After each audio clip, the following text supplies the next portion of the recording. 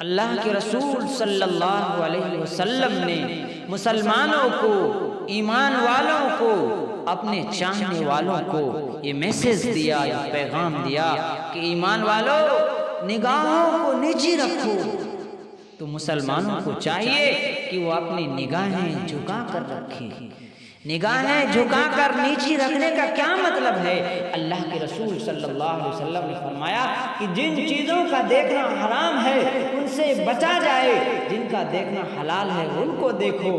اور اللہ کے رسول نے فرمایا کہ اگر کسی اجنبیہ عورت پر پہلی مرتبہ اگر نگاہ پڑ رہی ہے، جو پہلی نگاہ پڑی ہے یہ نگاہ تو جائز ہے، اس کے بعد جو دوسری نگاہ پڑتی ہے، اللہ کے رسول نے فرمایا یہ دوسری نگاہ پڑنا یہ حرام ہے۔ میرے دوستو، آج ہم اور آپ اپنا جائزہ لے لیں کہ ہماری یہ نگاہ نہ جانے دن میں کتنے ہماری ناجان انجان بہنوں پر پڑتی ہے، اور یہ ہماری نگاہ ٹک ٹکی لگا کر اس کو دیکھتی رہتی ہے۔ اللہ کے رسول صلی اللہ علیہ وسلم نے فرمایا کہ نگاہ، نظر شیطان کی تیروں میں سے ایک تیر ہے، اس کی حفاظت کر لو۔